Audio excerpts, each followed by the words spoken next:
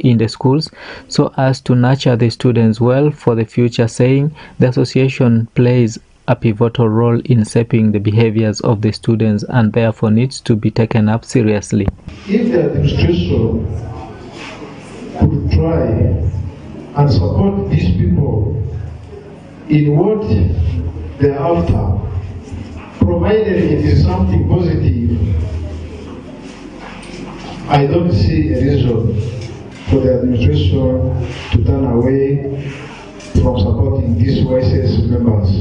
The Young Christian Students Movement, commonly known as YCS, is a Catholic students movement which started at St. Mary's College, Kisubi in September 1956 by Father Albert Fleskins, who was the chaplain of the school, and now the movement has spread to almost all the secondary schools across the country. However, the movement almost collapsed in Moyo district during the COVID-19 pandemic, but through the support of the church and the administration of some schools, the movement was revived this year and now operates in almost all the secondary schools within the district. Dominic Anthony Okumu, West Nile TV, Nilecast. Moving on to Nebi District, there were peaceful demonstrations this morning in Padel Trading Center, Parombo Sub-County, Nebi District, over the sorrowful state of the Aliyah Bridge, which connects Nyaravur, Angal, and Parombo Town Council. Alfred Jawok reports.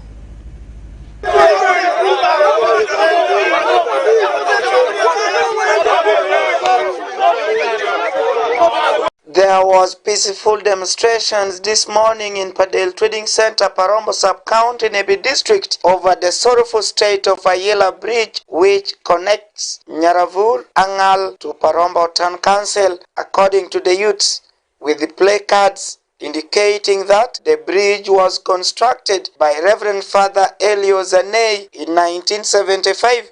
It has become a death trap for motorists and pedestrians using the road. Fred Bijik, resident of Parombo Sub-County, says the bridge is paramount in connecting business people to access Parombo Town and Panyimur respectively. He added that upon waiting for a long time from the leaders, this prompted them to have a peaceful demonstration so that the matter can come to light for the government to work on the bridge. And our request has been that the government should come in and work on this bridge. Father Leo did it humanitarianly, and we thank him. But since then, government has done nothing. The rails that were on the side to prevent the accident have all been vandalized. The sides have been eroded, and it has become now a death trap. And we are saying, please, government, come and help us. Otherwise, this is a burial ground now for the people of Parombo, for the people of Padel, for the people of Nebi. And we can't continue living like this, because in the longer run, we have to live and we have to defend our life. And if this bridge is going to be our death trap, then we have to appeal to the government to help us. Grace Ayerango, a businesswoman in Payani Market who frequently uses their bridge, expressed her disappointment to the government for neglecting the people of Parombo with the poor service delivery. This bridge has been for so long, and they're ever complaining that they are going to make it well, but they are going to prepare it. Prepare it has come 10 years now. No, nothing has done. So we are worried. Our people are dying every day here. Even my brother died from this very bridge, Ayela Bridge. So we are not happy of this bridge. Our LC, our LC1, LC2, LC3, LC5, we're MP. There is nothing which they are doing about this. So we are complaining day and night. Me, I'm sleeping near this bridge every night. When people make alarm every night. However, Honorable Isaac Otimgiu Ismail, Padire County Member of Parliament, calls for calmness among the frustrated youths as government plans to work on the bridge in the next financial year. Mapodo binu ngoka waraga shawagoro wa miye bange ega meke tushinge ushwalo ba yunra mebe yero yunra ni financial year mube binu ukene ni utingu nguduma because dongo bevoyo district. So enu nguduma kungudumira gwok ni shidi wildlife wotu karashelo. Honorable Geoffrey Okello, Vice Chairperson of the District Local Government, during an emergency meeting with some of the leaders and stakeholders in Padel Trading Center, highlighted the stand of the district on the matter of Ayela Bridge. Waneno niya echobedo bari kanguduma mo ai nyaravuri ukado bini Parambo watinge wamie ni government madit central government wajilongu urano barwa en wakiao ekadi council weche kume ekado bit barwa ne retu kiao dokodong oradi ario. In response, Mr. Charles Dungu, engineer with the Minister of Works and Transport, said the decision on the time frame to work on Ayela Bridge will be discussed by the top management in the Minister of Works and Transport. The decision on the time frame is based on the top leadership of the ministry, and that's where the minister can give the right time frame. Me as a person and in my department, what I have done is to establish the need of the community, and the report is going to be submitted to the minister to make decisions. This highlights the power of unity, peace, activism, and collective action for a common goal. By working together, the community achieves a safer bridge, demonstrating the impact of peaceful demonstration on creating positive change. Alfred Jawok, West Nile TV, Nilecast.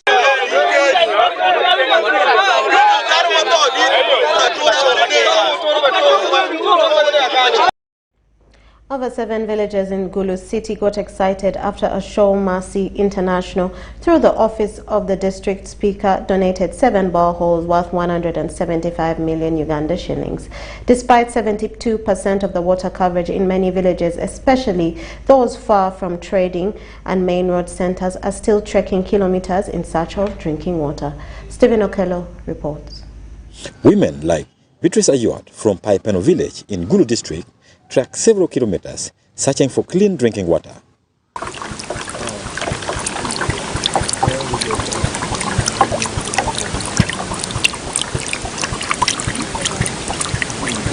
According to Ayot, despite moving long distance to get this fairly clean water, they are still sharing this water with animals.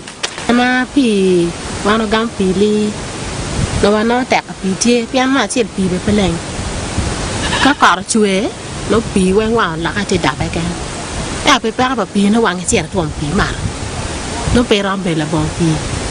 The situation is even worse with the elderly and the disabled persons. We had a lot of problems for us people with disability, elderly, and even women.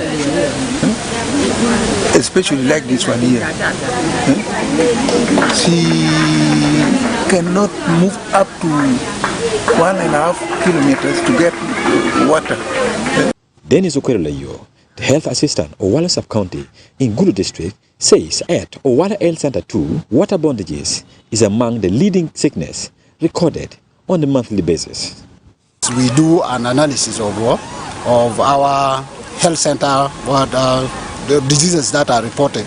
And if I can tell you the diseases that we report here, diarrheal-related diseases and waterborne related diseases are number 2 among the top 10 diseases in our area. And looking at the area specifically, you look at the area where the cases are coming from more. You see that area like Paipeno village where we are now launching this water, the new water borehole, is one of the areas that is giving us a lot of waterborne related diseases. Especially we have diarrhea and then others. Because they were in problems, many kept approaching district leaders during community meetings looking for help, and this touched the district speaker, Phoebe Ayo. And one of the things that came out clearly to me is the need for clean water.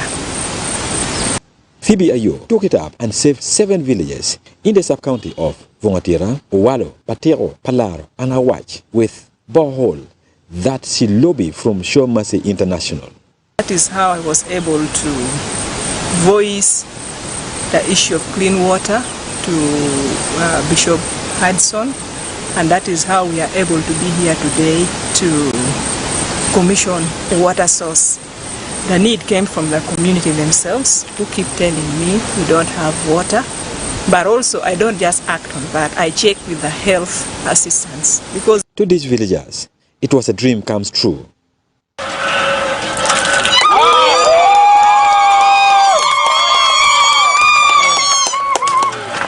According to Bishop Adson Subi, the overseer of National Fellowship of Born Again in Central Region, through Show Mercy International, they are planning to at least drill 15 boreholes in Gulu district.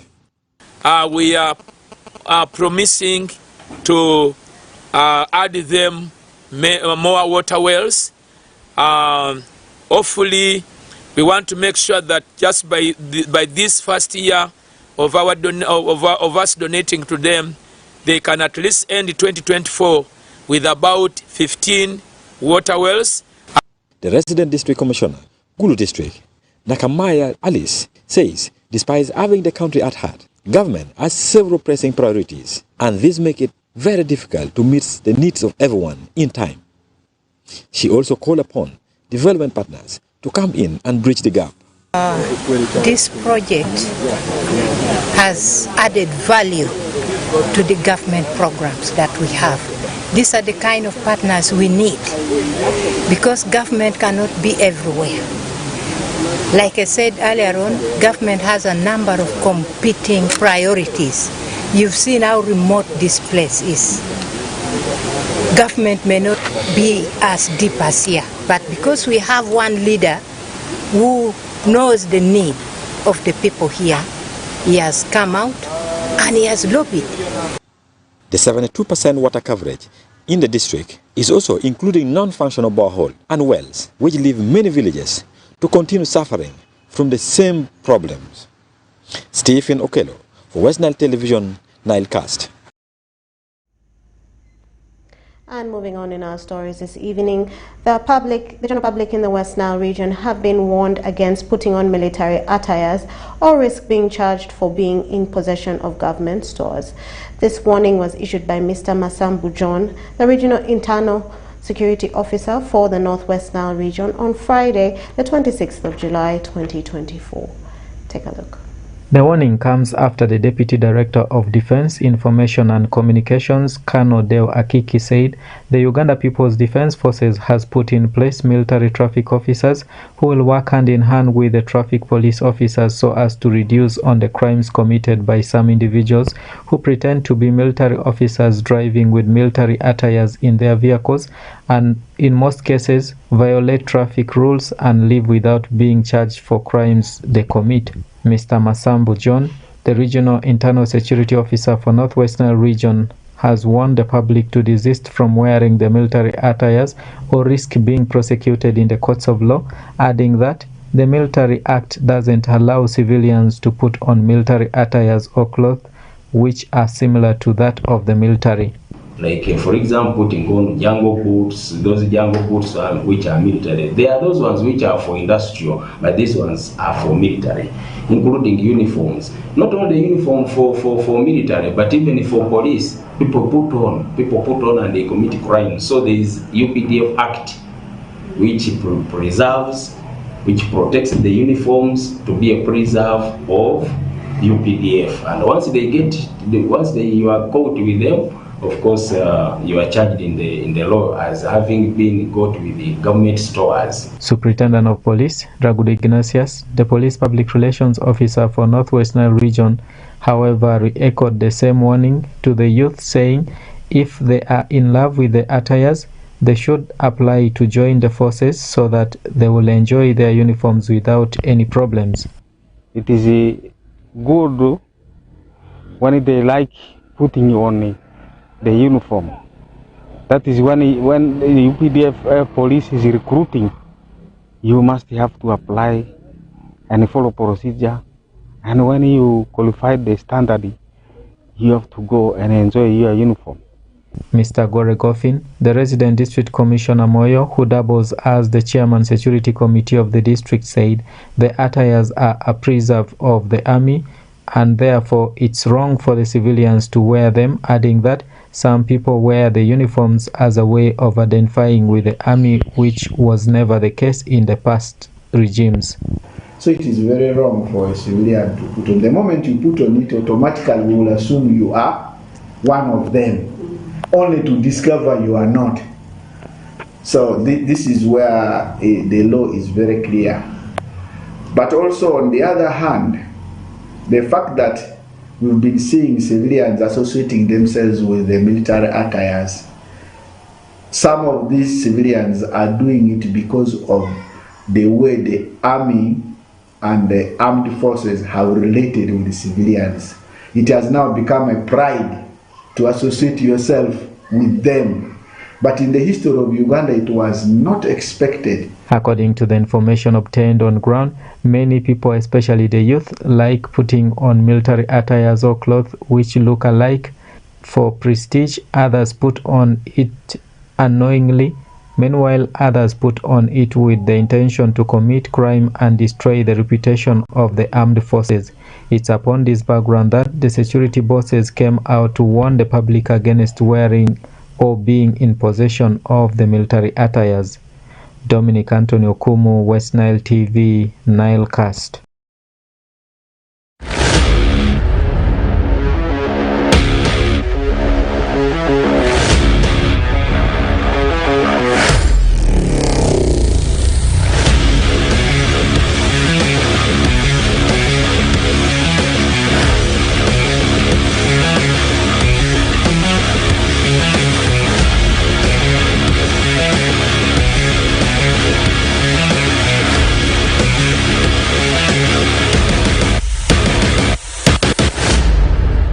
Usual suspect in front of the camera, that's Oraku Benson Pastore. This is West Nile Television. Now, I am coming up with what is happening in the world of sports. I can confirm to you, we are already into the mood of this weekend and English Premier League. People already counting down the days for the new season of English Premier League to commence, and also La Liga, Italian Serie A.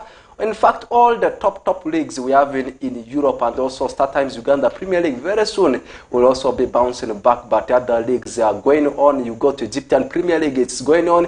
You also go to Norway, it's going on. Sweden is also going on, and also Brazil, Brasileiro, or as Brazil Serie A. But that's not the point of discussion.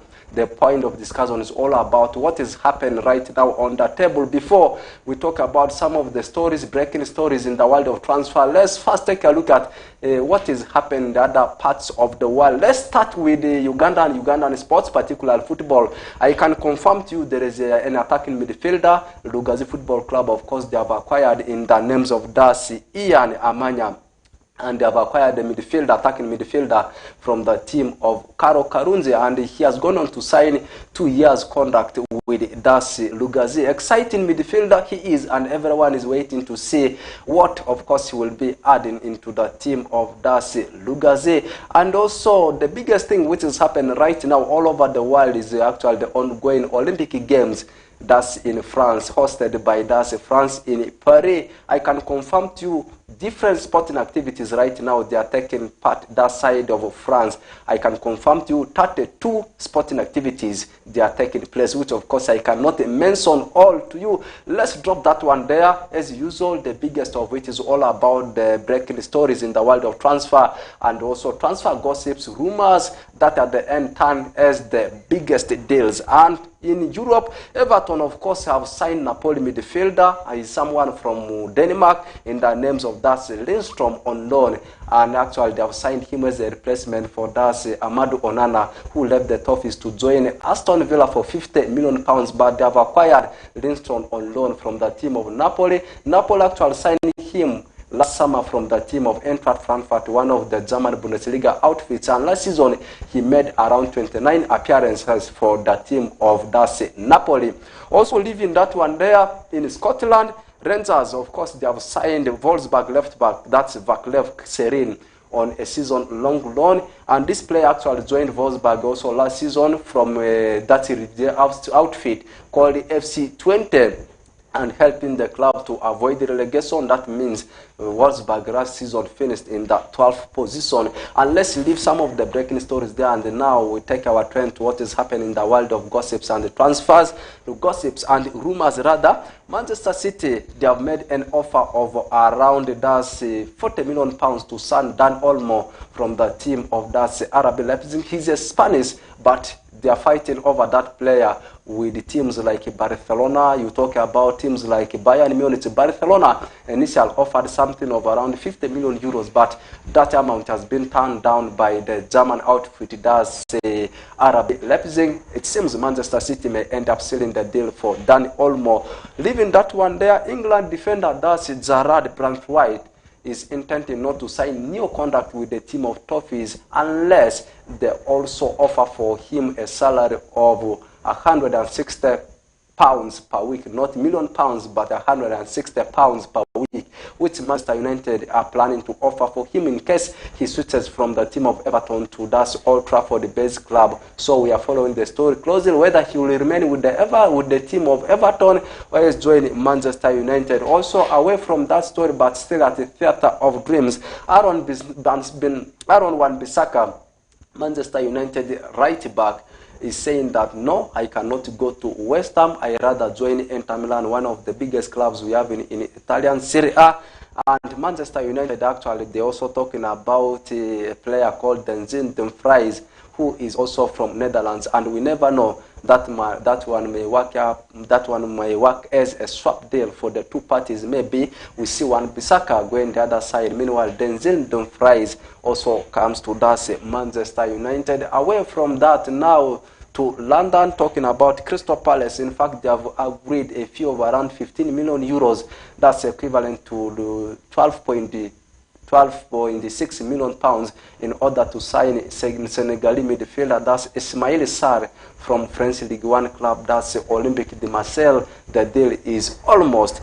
Away from that story of Crystal Palace agreeing deal with Marseille for Ismail Sarr, and still within London, Arsenal right now, they are in talks with Paris Saint-Germain over the signature of their midfielder Fabian Ruiz, but there is a condition that has been put on the Gunners. They need to first offload some players for them to acquire the services of Fabian Ruiz. Manchester United, they are also in the race, and this player joined Paris Saint-Germain last season from the team of Napoli.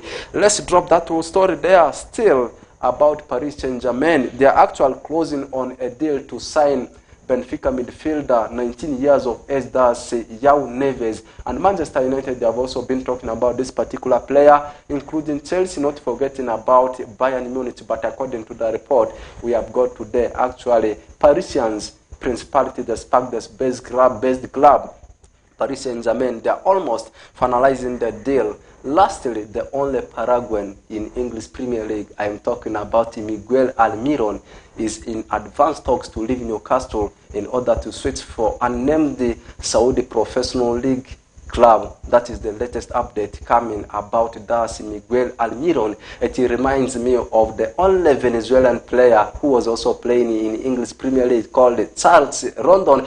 Have the best of your weekend, and it has been me, Benson Pastore, doing it for you. Let's link up again tomorrow. Same program, same time, same face. Okay, have the best of your moments.